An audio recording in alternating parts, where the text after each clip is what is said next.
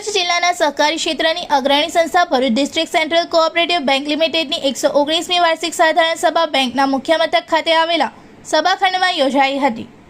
સભામાં બેંકના ચેરમેન અને વાગરા વિધાનસભાના ધારાસભ્ય અરુણસિંહ રાણા સાહેબ, ઉપપ્રમુખ કરસનભાઈ પટેલ સહિત બેંકના હોદ્દેદારો, ડિરેક્ટરો અને સભાસદો મોટી સંખ્યામાં ઉપસ્થિત રહ્યા હતા। કાર્યક્રમની શરૂઆત દીપ પ્રાગટ્ય સાથે કરવામાં આવી હતી। ત્યારબાદ બેંકના ગત વર્ષના વહીવટી અહેવાલ, વાર્ષિક હિસાબો અને અન્ય એજન્ડાના મુદ્દાઓ સભાસદો સમક્ષ રજૂ કરવામાં આવ્યા હતા, જેને સર્વાનુમતે મંજૂરી આપવામાં આવી હતી।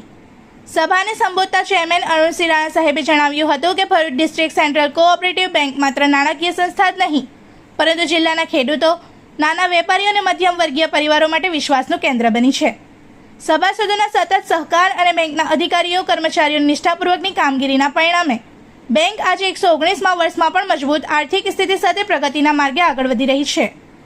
વધુમાં તેમણે કોંગ્રેસના મરહૂમ અહેમદભાઈ પટેલને, દેશના વડાપ્રધાન નરેન્દ્ર મોદી સાહેબને અને ગૃહમંત્રી અમિતભાઈ શાહને પણ યાદ કર્યા હતા। તેમણે વધુમાં જણાવ્યું હતું કે આગામી સમયમાં ગ્રાહકોને વધુ સુવિધાજનક અને આધુનિક બેન્કિંગ સેવાઓ મળી રહે તે માટે ડિજિટલ બેન્કિંગ, નવી ટેકનોલોજી અને ઓનલાઈન સેવાઓના વિસ્તરણ પર વિશેષ ભાર મૂકવામાં આવશે। બેન્કિંગ સુવિધાઓ છેવાડાના માનવી સુધી સરળતાથી પહોંચે તે માટે પણ આયોજનબદ્ધ પ્રયાસો હાથ ધરવામાં આવશે। સભામાં બેંકના vice chairman, board of directors, general manager સહિતના અધિકારીઓ હાજર રહ્યા હતા।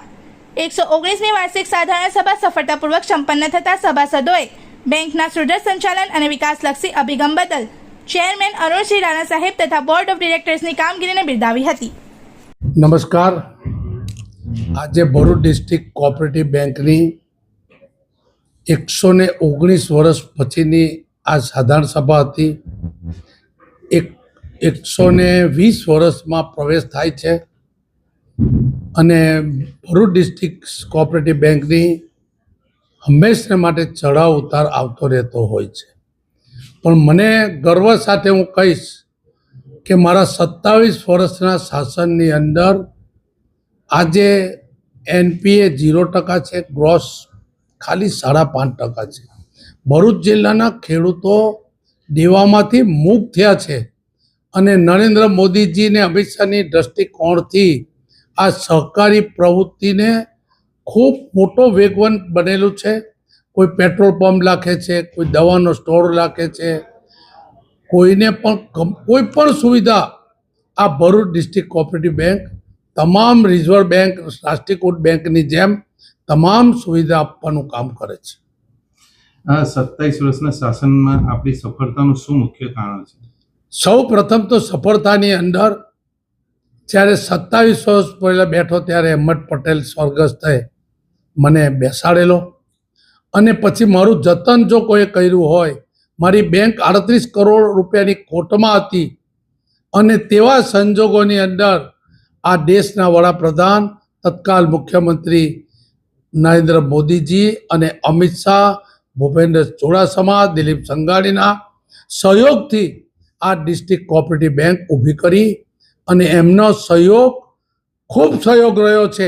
ખેડૂતોને એમને ચિંતા કરી છે, ભાજપ સરકારે ખેડૂતોની ચિંતા કરી છે, ખેડૂતોને તાકાત આપી છે, ખેડૂતોને માત્ર વાત નહીં, માત્ર સહાયો પહોંચાડવાનું કામ કરેલું છે। આપને ડિસ્ટ્રિક્ટ બેંકમાં બેસવાની જ્યારે ઓફર થઈ ત્યારે અહેમદભાઈ પટેલના શું શબ્દ હતા અને શું વાત હતી? સૌ પ્રથમ અહેમદ પટેલ સાહેબે જ્યારે મને બેસાડવા આવ્યા, આ બેંકના પણ ડિરેક્ટર હતા, એમને કહ્યું કે 38 કરોડનો કાંટાનો તાજ તને પહેરાવું છું, પણ મને વિશ્વાસ છે કે તું સફળ સુકાની તરીકે કામ કરશે। અને જો હું સફળ સુકાની ત્યારે જ બન્યો કે મારા પારિવારિક ભાઈ, દેશનો ગૃહમંત્રી, સહકારી મંત્રી અમિત શાહ અને મોદીજીના કારણે હું આજે જે છે મારી બેંકનો વિકાસ, એ વિકાસ આજે દેવા વગર આજે હું 56 કરોડ રૂપિયા જ્યારે હું ઇન્કમ ટેક્સ ભરતો હોય, 68 કરોડ હું ખેડૂતોને રાહત આપતો હોય, ત્યારે મારા ઠાપણની પણ ચિંતા કરી છે, મેં મારા ગ્રાહકોની પણ ચિંતા કરી છે। આજે આ ડિસ્ટ્રિક્ટ બેંક પોતાના મકાનો 19 મકાનો પોતાના હું આવ્યા પછી હું કરી શક્યો છું, એનો મને આનંદ છે। ભવિષ્યમાં બેંકને તમે કયા શિખરે લઈ જવા માંગો છો?